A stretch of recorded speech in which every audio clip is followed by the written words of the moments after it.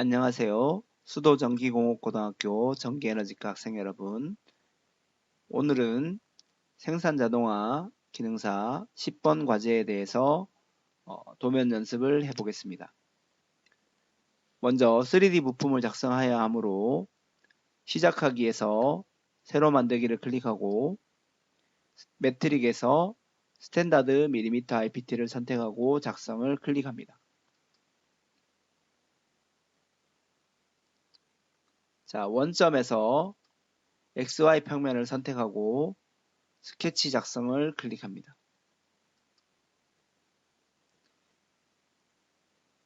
물론 구부러진 부분들을 한꺼번에 나타내기 위해서는 반드시 정면도 부분을 이용하여 스케치를 작성하는 것이 편리합니다.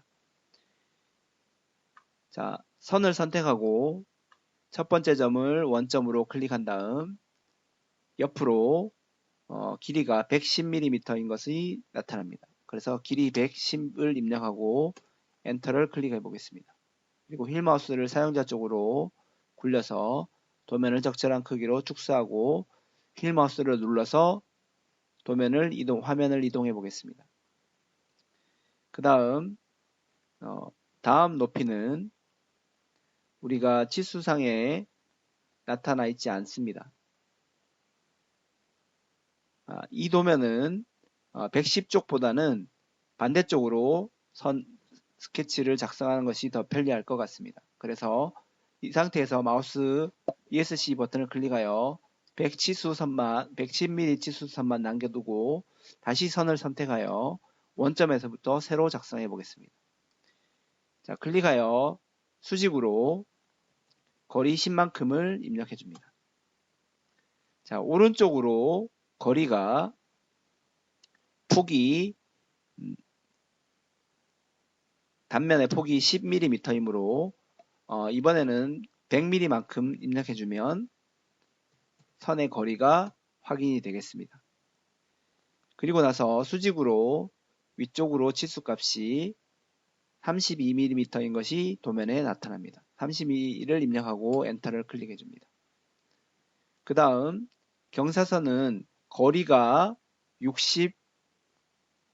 60이면서 각도가 45도인 선이 되겠습니다.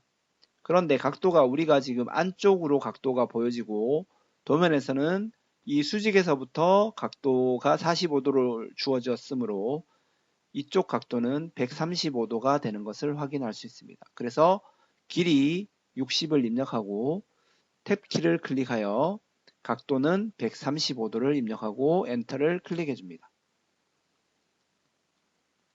그 다음 다시 직각만 잡은 상태에서 거리 10을 입력하고 엔터를 클릭해 줍니다. 자, 이제 아래쪽 거리들은 우리가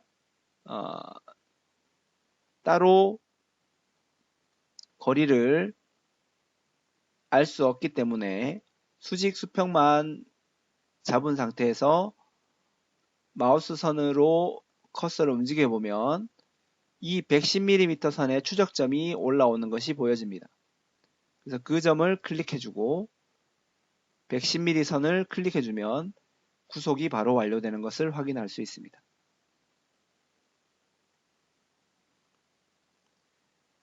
자, 이제 평면도에 보면 치수 60이 보입니다. 그래서 돌출거리가 60mm인 것을 알 수 있으므로 돌출을 이용하여 돌출 작업을 마무리하겠습니다. 3D 모형의 돌출 메뉴를 선택해 줍니다. 그리고 돌출 거리를 60mm로 입력하고 확인을 클릭합니다. 자, 뷰큐브 등각투상도와 동일한 모양으로 맞춰주기 위해서 F4를 누르고 있는 상태에서 왼쪽 키보드의 왼쪽 버튼을 누르면서 적절하게 회전하여 등각투상도와 가장 가까운 모양으로 회전을 시켜줍니다. 그리고 뷰큐브에서 3개의 모서리가 만나는 꼭지점을 클릭해주면 등각투상도 모양과 같은 위치로 배치가 됩니다. 그리고 나서 그 모양을 홈뷰로 설정해야 됩니다. 그래서 뷰 큐브에서 마우스 오른쪽 버튼을 클릭하고 현재 뷰를 홈뷰로 설정, 뷰의 맞춤을 선택해 줍니다. 먼저 목깎기를 작업해 보겠습니다. 평면도의 보조 단면도를 보면 2-R10이라는 치수가 있어서 이 위쪽은 10mm로 목깎기 된 것을 알 수 있고, 평면도에 보면 왼쪽 위쪽에 2-R13인 치수가 있으므로 아래쪽은 목깎기가 13mm로 처리된 것을 확인할 수 있습니다. 그리고 60mm 선이 있는 이 경사진 부분은 R10인 치수가 단면도에 있으므로 이쪽 부분이 10mm로 목깎기가 된 것을 알 수 있고, 아래쪽도 단면도의 치수가 R10 치수가 있으므로 목깎기가 10mm인 것을 알 수 있습니다. 그러면 목깎기를 모두 적용해 보겠습니다. 3D 모형의 목깎기를 선택하고 첫 번째 목깎기 반지름 가장 큰 13을 입력하겠습니다. 그리고 13은 평면도를 보면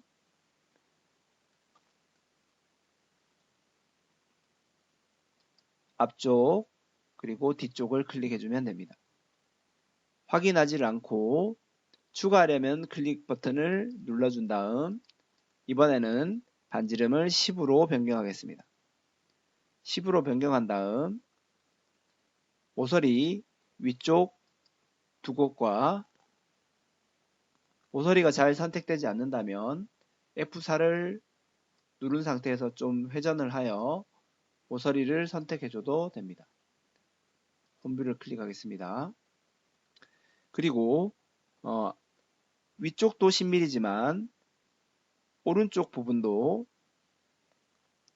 10mm, 아래쪽 부분도 10mm로 동일하게 네 곳이 10mm 목깎기인 것을 확인할 수 있습니다. 그리고 나서 확인을 클릭해주면 되겠습니다. 자, 이번에는 경사면에 있는 원통 부분을 돌출해 보겠습니다. 단면도에 보면 파이 20이므로 이 부분의 구멍의 크기는 파이 20mm 원인 것을 알 수 있습니다. 먼저 경사면을 선택하고 스케치 작성을 클릭합니다. 스케치에서 원을 선택하고 원의 지름을 중심점을 클릭한 다음 원의 지름을 20으로 입력합니다. 원의 위치는 보조뷰에 치수가 입력되어 있습니다. 위쪽에서부터 각각 위에서부터 30mm 거리, 왼쪽이나 오른쪽에서부터 절반인 30mm 거리로 입력되어 있습니다. 자, 돌출로 작업해 보겠습니다. 3D 모형의 돌출을 선택하고 깎는 부분이므로 차집합을 선택한 다음 이때는 범위를 전체를 하면 보시는 바와 같이 아래쪽 부분도 돌출로 같이 깎이는 것을 우리가 볼 수 있습니다. 이런 경우에는 반드시 주의해서 다음 면까지나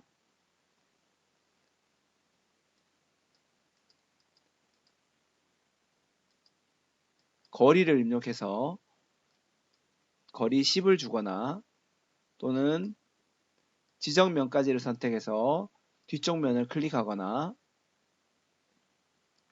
이러한 형태로 도면을 작성하고 확인을 클릭해주면 되겠습니다.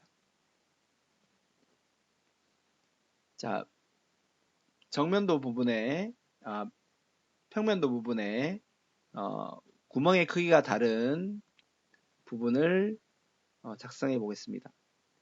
우리가 돌출을 이용한다면 먼저 작은 원 단면도에 보면 4-파이 8이라고 치수가 있습니다. 그래서 파이 지름 8mm인 원을 4개를 작성하여 각각 뚫고 전체로 뚫어주고 그 다음 위쪽에 보면 파이 13 치수가 있습니다. 그리고 그 깊이가 5mm입니다. 그래서 그 원에 다시 파이 13을 작성하여 5mm 거리까지 돌출로 깎는 방법으로 하면 여러분이 배운 방법을 쓸 수 있지만 오늘은 새로운 방법을 설명하도록 하겠습니다. 먼저 예전에 배운 방법으로 한번 해보겠습니다. 자, 경사면을 선택하고 스케치 작성을 클릭합니다. 그리고 나서 원을 이용하여 중심이 지금 평면도를 보면 2-R13으로 못깎기 된 이쪽 부분에 같은 중심의 원이 작성되어 있는 것을 확인할 수 있습니다. 그래서 호에 가져다 댄 다음 중심이 나타나면 지름 정면도에 있는 파이 8 지름 치수를 입력하겠습니다. 그리고 다시 반대쪽 모서리를 클릭하고 파이 8 원을 작성합니다. 그리고 옆쪽으로 이동해서 8mm 또 8mm를 입력하고 치수는 왼쪽에서부터 30mm 또 왼쪽에서부터 30mm 그리고 위쪽에서부터는 13 반대쪽은 아래쪽에서부터 13을 입력하면 구속할 수 있습니다. 그리고 나서 3D 모형에 돌출을 선택하여 모서리를 모두 선택하고 차집합 범위 전체를 선택하여 1차로 원을 구멍을 작업해주고 다시 경사면을 선택한 다음 스케치 작성을 클릭하고 원을 선택한 다음 원을 먼저 형상 투영시키고 중심에서부터 지름 13원을 작성해 줍니다. 원을 투영한 다음 지름 13 원을 투영하고 지름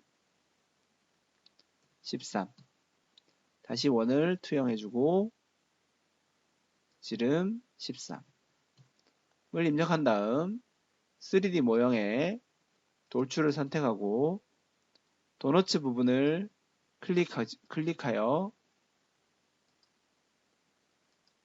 차집합을 선택하고 거리는 5mm 거리까지만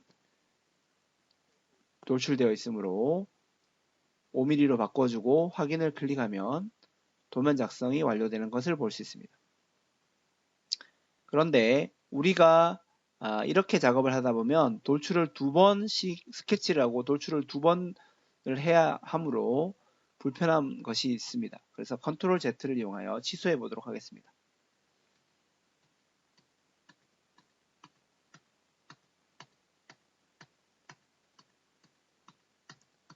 자, 컨트롤 Z로 취소를 했고 스케치 작성까지 취소한 돌출 2번 단계로 다시 돌아왔습니다. 자, 이번에는 점을 스케치하여 구멍을 처리하는 방법을 한번 배워보겠습니다. 자, 경사면을 선택하고 평면을 선택하고 스케치 작성을 클릭합니다. 이번에는 원을 작성하는 것이 아니라 스케치 메뉴에 보면 점 부분이 있습니다. 그래서 점을 선택하고 동일하게 중심을 찾은 다음 점을 클릭, 호를 투영해서 중심이 나타나면 점을 클릭, 그리고 반대쪽에서도 점을 클릭합니다. 그리고 치수를 이용하여 점도 구속을 시켜 주어야 합니다. 30, 위쪽에서부터는 13, 그리고 왼쪽에서부터 다시 30, 아래쪽에서부터는 13. 자, 이렇게 점도 구속을 시켜줍니다. 자, 3D 모형에서 돌출이 아니라 이번에는 구멍을 선택해 줍니다. 그래서 구멍으로 작업할 때는 반드시 점을 스케치하여 작업한다고 생각하면 되겠습니다. 자, 먼저 첫 번째에 있는 드릴은 우리가 돌출로 구멍을 작성하는 것과 동일한 방법입니다. 그래서 드릴로 선택하면 드릴에 뚫는 지름 거리를 뭐 10mm면 10mm, 가장 작은 반지름 8mm면 8mm로 입력해주면 됩니다. 자, 그리고 나서 두 번째에 보면 카운트 보어라는 모형이 나타납니다. 우리가 지금 작업할 부분이 바로 이 카운트 보어가 되겠습니다. 카운트 보어 그림을 잘 보고 치수의 거리들을 잘 보면 제일 위쪽 큰 쪽이 13mm이므로 이 4mm 치수를 13으로 변경해 줍니다. 그리고 이 13mm의 폭이 들어가는 깊이가 이쪽 두 번째 치수값인데 우리 단면도를 보면 5mm만큼 높이로 들어가므로 치수 5를 입력해 줍니다. 그리고 작은 반지름을 8mm로 변경해 주면 되겠습니다. 자, 홈뷰를 클릭해 보면 그림과 같이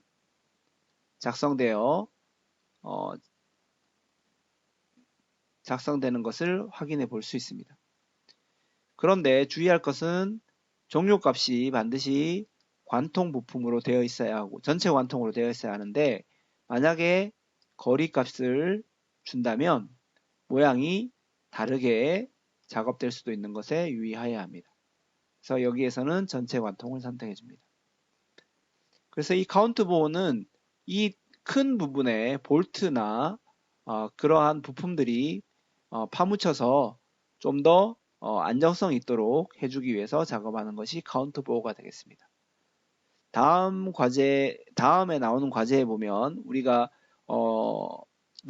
볼트 구멍을 너트 형태로 낼 수도 있는데 그럴 때는 마지막 세 번째에 있는 탭 구멍을 이용해서 작업을 하게 됩니다.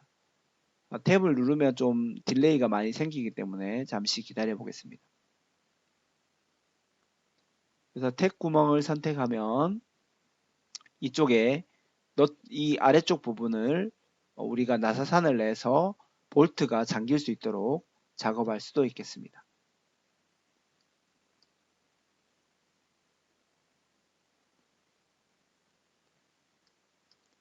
상당히 지연이 많이 되고 있습니다. 그래서 현재 상태에서는 이 상태에서 확인을 클릭해주면 도면과 같은 모양이 완성되겠습니다. 지금 탭 구멍을 실행하였는데 아직 실행이 안 되고 있습니다.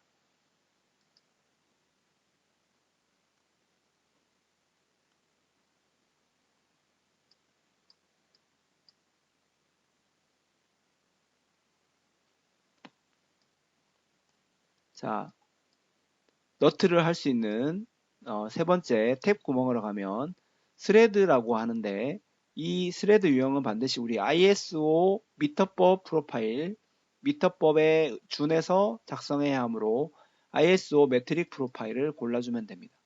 그리고 크기는 스레드의 크기는 우리가 도면 보는 것과 같이 스레드의 거리나 스레드의 깊이를 표현해주면 전대 관통이나 또는 거리나 뭐 이런 값들을 가지고 그 다음에 전체 깊이라든가 이런 식으로 크기 8mm로 작업을 해주면 아래쪽 부분은 8mm로 나중에 너트를 끼울 수 있는 구멍을 작성할 수도 있습니다. 다음에 과제가 나오면 다시 한번 해보겠습니다. 오늘은 그래서 탭 구멍은 사용하지 않고 일반 단순 구멍으로 작업을 하는 것만 배우겠습니다. 그래서 우리가 시험에서 생산자동화 과제에서 많이 나오는 것은 바로 이 드릴의 단순구멍 또는 카운트보어의 단순구멍 또는 드릴의 탭구멍 또는 카운트보어의 탭구멍이 서로 결합되어서 나오는 것이 대부분입니다. 그래서 이 상태에서 확인을 클릭해주면 그리고 홈뷰를 클릭해보면 도면과 같이 작성된 것을 확인할 수 있습니다. 도면을 저장해 보겠습니다. 저장 버튼을 클릭하고 10번으로 부품을 저장하겠습니다. 저장이 완료되었습니다. 이상으로 3D 부품 작성에 대한 설명을 모두 마치겠습니다.